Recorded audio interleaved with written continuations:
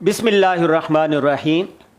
دنیا بھر میں جہاں جہاں یہ پروگرام دیکھا جا رہا ہے ان سب کی خدمت میں السلام علیکم ورحمۃ اللہ وبرکاتہ۔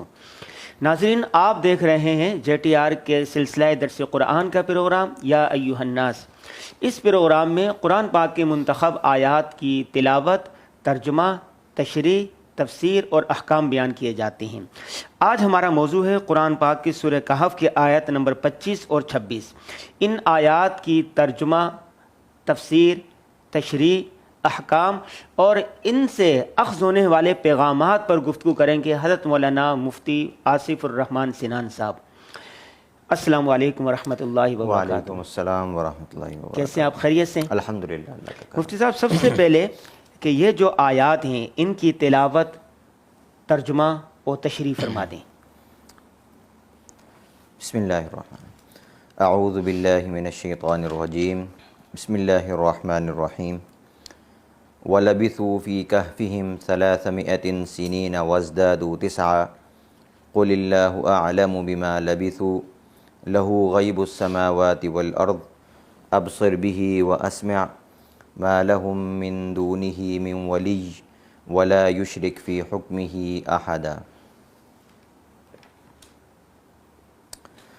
اور وہ اصحاب کہف اپنے غار میں 300 سال اور مزید 9 سال سوتے رہے، اور اگر اس میں کوئی بحث کرے تو آپ فرما دیجئے کہ اللہ ہی بہتر جانتا ہے کہ وہ کتنی مدت سوتے رہے۔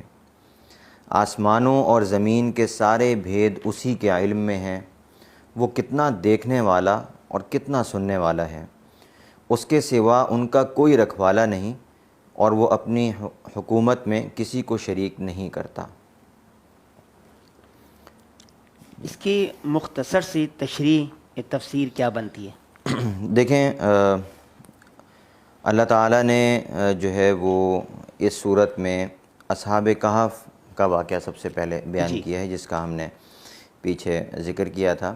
درمیان میں ہمارا جو پچھلا درس تھا اس میں ایک الگ موضوع اللہ تعالیٰ نے یہاں پہ شروع کیا تھا کہ ہمیں جو ہے وہ اپنے معاملات میں اللہ تعالیٰ کی مشیت کی طرف اس کے سپرد کرنا چاہیے، اپنے معاملات کو اور اپنے تمام امور کو۔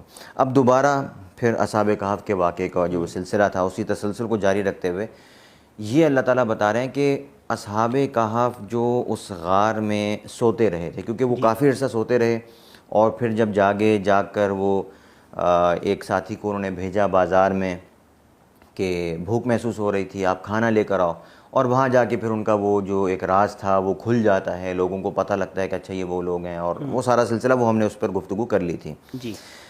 اب غار میں جو یہ لوگ سوتے رہے، جی، یہ کتنا عرصہ سوتے رہے تھے اس کا ذکر یہاں پہ قرآن پاک میں اللہ تعالیٰ فرما رہے ہیں۔ پہلے تو اللہ تعالیٰ نے وہ ان سالوں کی تعداد بتائی ہے، وہ عرصہ بتایا ہے، وہ دورانیہ کہ جس میں یہ لوگ اس غار میں سوتے رہے۔ جی۔ اس کے بارے میں فرمایا کہ 309 سال یہ لوگ اس غار میں تھے، یعنی ان کے غار میں پناہ لینے سے لے کر اور دوبارہ پھر بیدار ہونے کے درمیان کو یہ پورا جو دورانیہ ہے یہ بنتا ہے 309 سال۔ اچھا، اب یہاں پر ایک جو بڑی مزے کی بات ہے، اہم بات ہے، وہ یہ ہے کہ اللہ تعالیٰ نے یہ تعداد بتائی ہے، پھر آگے یہ فرمایا ہے کہ قُلِ اللَّهُ أَعْلَمُ بِمَا لَبِثُوا، کہ آپ یہ کہہ دیجئے کہ وہ کتنا ٹھہرے تھے، ان کے وہاں ٹھہرنے کا دورانیہ کتنا تھا، اس کا علم صحیح انداز میں، صحیح علم جو ہے وہ اللہ تعالیٰ ہی کے پاس ہے۔ اچھا مفتی صاحب، اس سے یہ بات اخذ ہوتی ہے کہ جس بات کا صحیح علم نہ ہو وہ گفتگو نہیں کرنی چاہیے، وہ بات نہیں کرنی۔ اس میں یہی اللہ تعالیٰ نے فرمایا کہ دیکھیں، اگر جیسے کہ ابھی جو میں نے ترجمہ پڑھا، آسان ترجمہ قرآن سے شیخ الاسلام مفتی محمد تقی عثمانی صاحب نے جو اس کا ترجمہ کیا، انہوں نے یہاں پر بریکٹس میں جو اضافہ کیا وہ کیا ہے کہ اگر کوئی آپ سے اس میں بحث کرے تو آپ یہ کہہ کر اس بحث کو ختم کر دیں کہ بھائی جو اللہ تعالیٰ نے تعداد بتا دی بس وہی ہے، اس کے علاوہ نہیں ہے، کیونکہ ہمیں اس چیز کا علم نہیں ہے تو ہم اس میں بحث کرنے کے مکلف نہیں ہیں۔ یعنی یہاں پہ اللہ تعالیٰ نے ذکر کیا کہ 309 سال ٹھہرے، اب اگر ایک اور آدمی آ کر کوئی اور اپنی بات کرتا ہے، کوئی آرگیومنٹ پیش کرتا ہے کہ نہیں 309 سال نہیں تھے، کچھ اور تھے، تو میں اس سے کس بیس پر میں اس سے گفتگو کروں گا؟ میرے پاس بیس صرف ایک ہی ہے کہ بھائی مجھے قرآن نے یہ بتایا ہے کہ وہ 309 سال ٹھہرے تھے، اس کے علاوہ میرے پاس کوئی علم نہیں ہے، لہٰذا میں آپ سے اس بات پر کوئی آرگیو نہیں کروں گا، میرے پاس کوئی اور بیس نہیں ہے، لہٰذا میں اس پر گفتگو نہیں کرنا چاہتا۔ تو جس چیز کا آپ کے پاس علم نہ ہو اس چیز پر آگے بحث کرنا، علم نہ ہو، دلائل بھی نہ ہو اس پر، جس چیز کا آپ کو علم ہی نہیں ہوگا اس کے دلائل پھر کہاں سے لیں گے؟ پہلے تو ایک چیز کا علم ہوتا ہے، پھر اس میں جب آپ مزید تحقیق کرتے ہیں تو آپ کے سامنے اس کے دلائل آنا شروع ہوتے ہیں۔ جب آپ کے پاس ایک چیز کا علم ہی نہیں ہے تو آپ اس پر کس طریقے سے بحث کریں گے؟ تو آپ کو اس میں بحث کرنے کا بالکل کوئی حق نہیں ہے، اٹکل پچو نہیں کرنا چاہیے، اٹکل پچو نہیں کرنے چاہیے، اپنی طرف سے باتوں کو آگے نہیں پھیلانا چاہیے۔ تو اس میں بھی یہاں پہ اللہ تعالیٰ نے یہ فرمایا کہ دیکھیں ان کے ٹھہرنے کے بارے میں، ان کی جو دورانیہ تھا وہ اللہ کو معلوم ہے، لہو غیب السماوات والارض، آسمان و زمین کی جو غیب کی باتیں ہیں وہ اللہ ہی کو معلوم ہے، لہٰذا اس قسم کے جو امور ہوں جو آپ کو صرف وحی سے معلوم ہو سکتے ہیں تو بس آپ اس میں صرف وحی پر ہی آپ اعتماد کریں گے، آپ کسی اور ذریعے پر اعتماد نہیں کر سکتے۔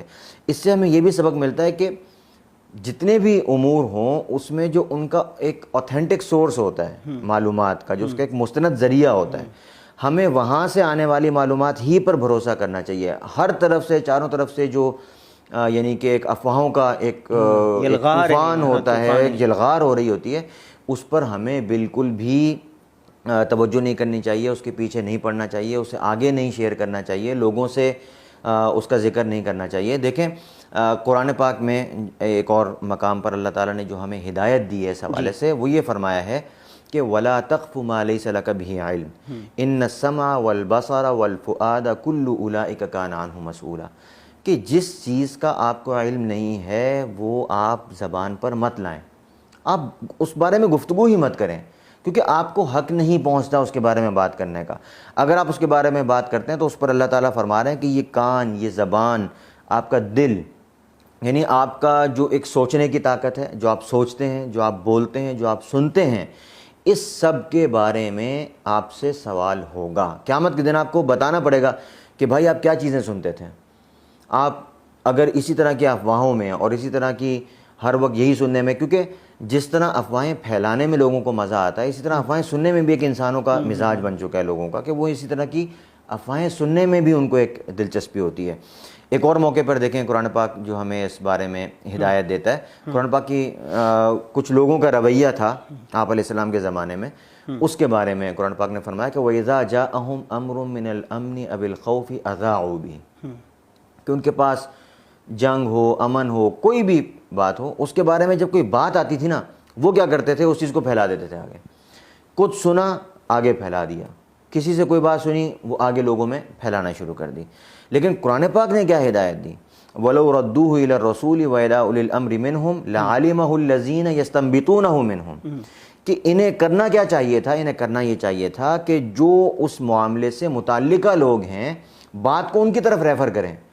جب ان کے سامنے بات آ رہی ہے جنگ کے حوالے سے، امن کے حوالے سے، کوئی بھی ہو، تو آپ اس پر جب اتھارٹی نہیں ہیں، آپ کو اس بات کا حق نہیں پہنچتا کہ آپ اس بات کو آگے پھیلانا شروع کر دیں، آپ اس بات کو لوگوں کو بتانا شروع کر دیں کہ سننے میں یہ آ رہا ہے، سننے میں یہ آ رہا ہے۔ یہ ایک بہت ہی غیر ذمہ دارانہ رویہ ہے۔ آپ یہ بتا دیے کہ اس سے یہ بات بھی اخذ ہوتی ہے کہ غیر ضروری باتوں سے بچنا چاہیے اور نان ایشوز پر بحث نہیں کرنی چاہیے۔ اسی طرح دیکھیں نان ایشوز کس طرح بنتے ہیں؟ نان ایشوز یہ ہوتے ہیں کہ ایک آدمی ہے، میرے لیے ایشو اور ہوگا، سامنے والے کے لیے ایک ایشو اور ہوتا ہے، کیونکہ ہم سے جو متعلقہ چیزوں ہیں ہم اسی کو اپنا ایشو سمجھیں گے اور اسی میں ہمیں گفتگو کرنے کا ایک ہمیں اتھارٹی حاصل ہوتی ہے۔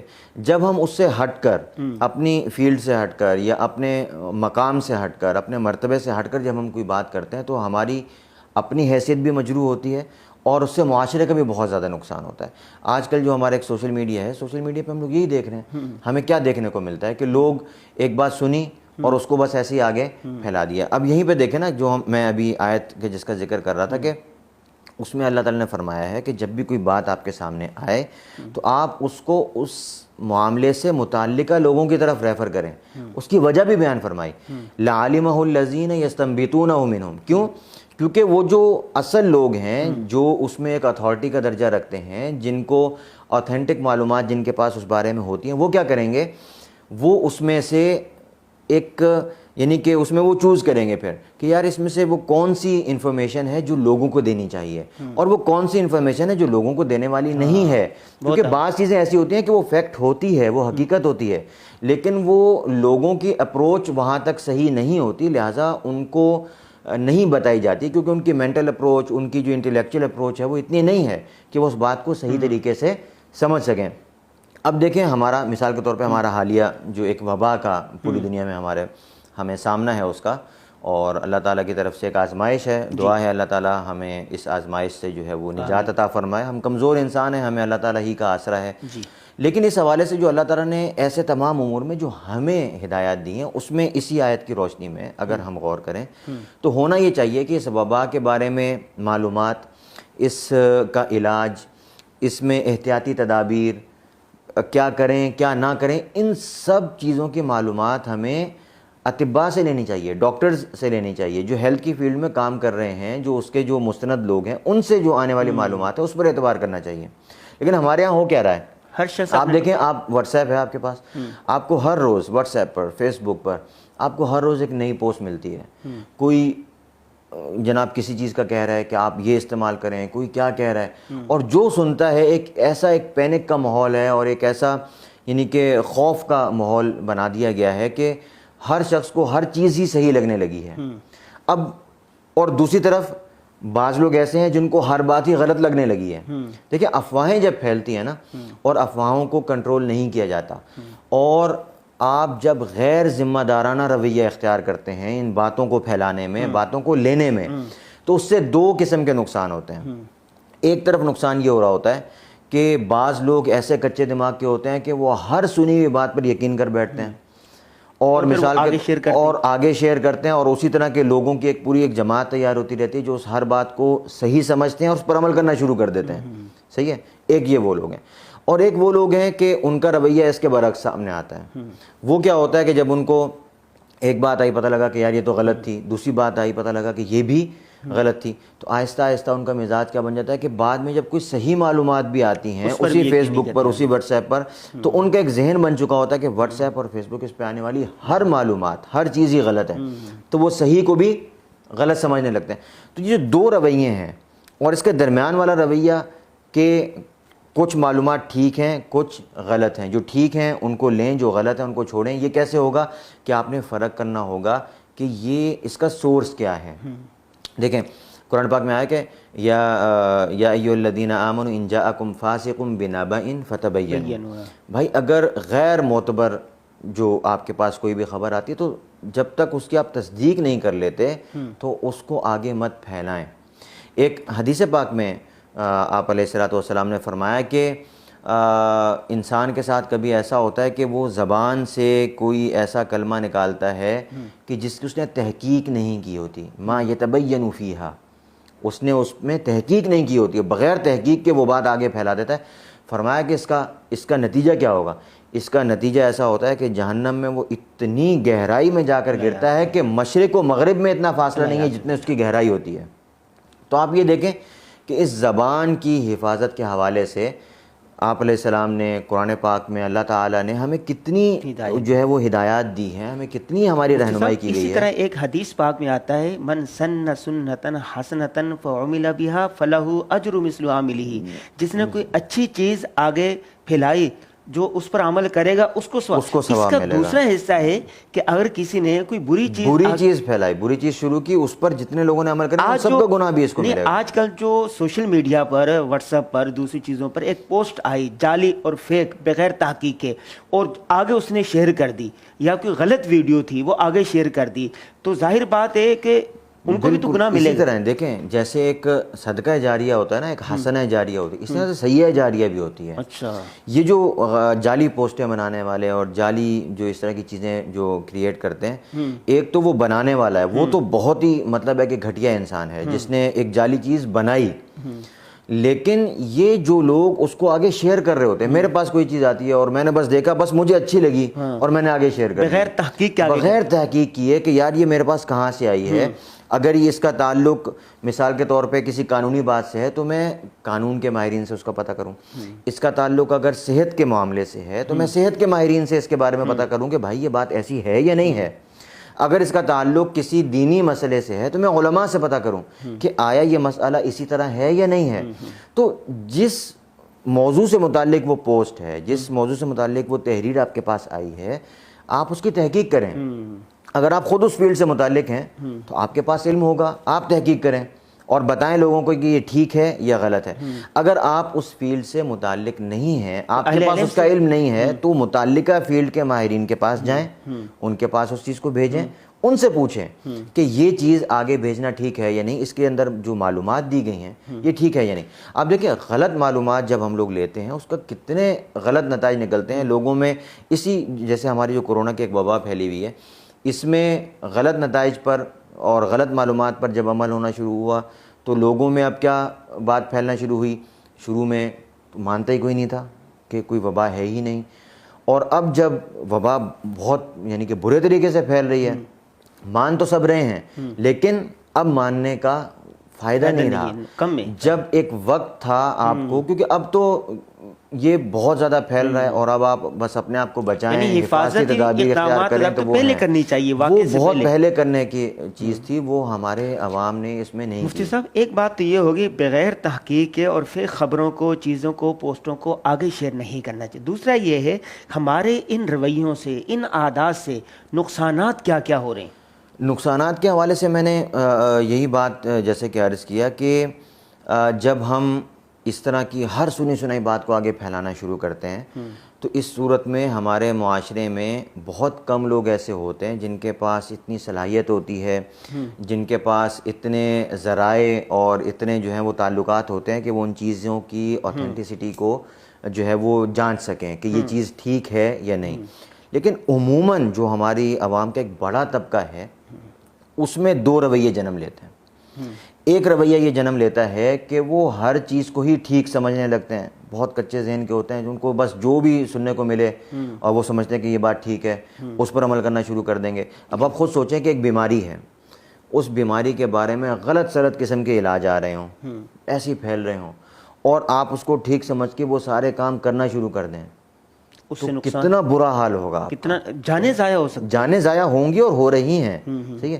اچھا دوسری طرف کا ایک رویہ کیا ہوتا ہے, دوسرا رویہ اس سے جو ہمارا ایک نقصان کا جو پیدا ہوتا ہے وہ یہ ہوتا ہے کہ بعض لوگ ان غلط باتوں کی وجہ سے اسی میڈیا یعنی social media, WhatsApp, Facebook, Twitter, اس ذریعے سے آنے والی صحیح باتوں کو بھی پھر غلط کے کھاتے میں ڈالنا شروع کر دیتے ہیں. یعنی ایک طرف رویہ یہ آیا کہ مثلا ہم فی الحال چونکہ ہم ایک حال سے گزر رہے ہیں تو ہم اگر اسی کو ریفرنس بنائیں تو ہمارے لیے بات سمجھنا آسان ہوگا. یہ وبا ہے, اس وبا کے بارے میں ایک رویہ تو اتنا زیادہ خوف میں مبتلا ہو گیا ہے اور وہ اس بیماری کے بارے میں ایک پینک میں مبتلا ہے, خوف میں ایسا مبتلا ہو گئے ہیں کہ ان کو آپ کسی زہر کے بارے میں بھی کہہ دو نا کہ بھائی اس میں علاج ہے تو وہ اتنے ڈرے میں ہیں کہ وہ اس کو بھی استعمال کرنے پر تیار ہو جائیں گے, اور ان کے پاس جو بات کسی بھی ذریعے سے پہنچ رہی ہے وہ اس پر عمل کر رہے ہیں. دوسرا رویہ کیا پیدا ہوا ہے, دوسرا رویہ یہ پیدا ہوا ہے کہ وہ لوگ سرے سے جو صحیح باتیں تھے اس کو بھی ماننے کو تیار نہیں ہیں. ابھی تک بھی بعض ایسے لوگ ہیں جو کہہ رہے ہیں کہ ہے ہی نہیں وبا, یہ کوئی بیماری ہے ہی نہیں, یہ سازش ہے یا فلاں ہے یا فلاں ہے.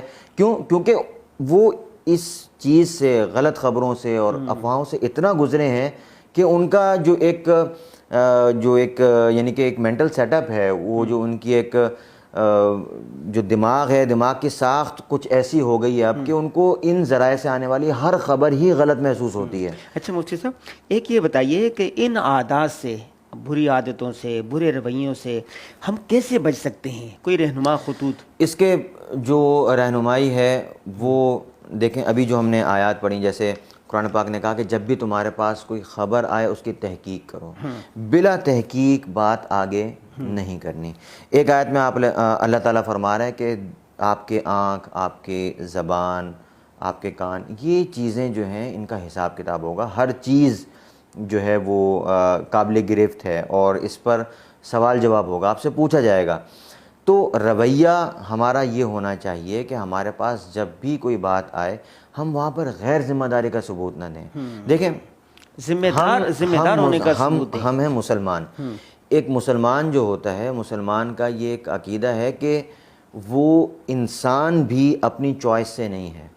ہمارا انسان ہونا بھی اللہ تعالیٰ کی اختیار ہے نا. اللہ تعالیٰ نے ہمارے بارے میں یہ فیصلہ فرمایا کہ یہ انسان بنے گا تو ہم انسان ہیں. تو مسلمان کا تو یہ نظریہ ہے کہ وہ پہلے اللہ کا بندہ ہے پھر جا کے انسان ہے، ٹھیک ہے؟ تو ہمیں تو ہر معاملے میں اللہ تعالیٰ کی دی ہوئی ہدایات پر عمل کرنا ہماری جو ضرورت ہے وہ تو ہماری انسانی ضرورت ہے. ہم مسلمان ہونے کی حیثیت سے ایک بطور انسان ہونے کے، بطور ایک مسلمان ہونے کے نہیں، بطور انسان ہونے کے ہم اپنا یہ فریضہ سمجھتے ہیں کہ ہم ایک ذمہ دار شخص بنیں. ہم ہر بات میں ذمہ داری کا ثبوت دیں. ہم اپنی باتوں میں، اپنے اعمال میں، اپنے جو سوشل میڈیا ہے اس پہ چیزوں کو شیئر کرنے میں، ہر چیز میں ایک ذمہ دار ہوں. دوسرے مذاہب کے لوگ ہو سکتا ہے کہ وہ ان چیزوں کو یوں سمجھیں کہ یہ ایک جو ہے وہ ذمہ دار شہری ہونے کی حیثیت سے میری جو ہے وہ میری ایک ذمہ داری ہے، ایک اچھا جو ہے وطن کا شہری ہونے کی حیثیت سے میری ذمہ داری. لیکن ہم صرف اپنے وطن کی حیثیت سے نہیں، ہم اپنے صرف ملکی قانون کی حیثیت سے نہیں، بلکہ ہم تو خود اپنی ذات کی حیثیت سے اس بات کو اپنا ذمہ دار سمجھتے ہیں کہ بھائی آپ کو اپنے تمام امور میں، اپنی زبان کے معاملے میں، اپنے اعمال کے معاملے میں، باتوں کو آگے نقل کرنے کے معاملے میں، حتیٰ کہ سننے کے معاملے میں بھی آپ کو ذمہ دار ہونا پڑے گا. ہر بات پہ کان مت دھریں، ہر بات کو آگے مت پھیلائیں. جب آپ اس ذمہ داری کا ثبوت دیں گے، جب آپ اس بات کا خیال رکھیں گے کہ کون سی بات لینی ہے اور کون سی بات آگے پہنچانی ہے، تو اس صورت میں آپ دیکھیں خود بخود یہ افواہوں کا دروازہ بند ہوگا، خود بخود غیر ضروری چیزیں معاشرے میں آنا بند ہو جائیں گی، لوگوں کے پاس صحیح معلومات پہنچنا شروع ہوں گی. اور اس رویے کو فروغ دینے کی ضرورت ہے. لوگوں کو سکھایا جائے کہ بھائی ہر سنی سنائی بات پر عمل نہیں کرنا چاہیے. دیکھیں جب ہم چھوٹے تھے وہ ایک ہمیں کہانی بتائی جاتی تھی کہ وہ ایک جو چرواہا تھا وہ روزانہ ایک جو ایسی شور بتاتا کہ شیر آ گیا، شیر آ گیا، میری بکریاں کھا گیا. شہر والے آتے اور دیکھتے کہ کہتے جی میں نے تو مذاق کیا تھا، وہ واپس چلے آتے. 1-2 مرتبہ 3 مرتبہ تو لوگ آئے، اس کے بعد لوگوں کے ذہن میں بیٹھ گیا کہ یار یہ تو ایسے ہی مذاق کرتا ہے. اور جب واقعتاً شیر آیا اس نے شور مچاتا رہ گیا لیکن کوئی نہیں آیا، سب یہی سمجھتے رہے کہ اسی طرح سے ہمارے ساتھ یہ مذاق کر رہا ہے. جعلی پوسٹوں کو شیئر کرنے کا یہ نقصان ہوتا ہے کہ آپ کے پاس ایک مرتبہ غلط بات آئی، دوسری مرتبہ غلط بات آئی، پہلی مرتبہ تو آپ کو شک ہوا کہ یار صحیح ہو، آپ نے پتہ کیا.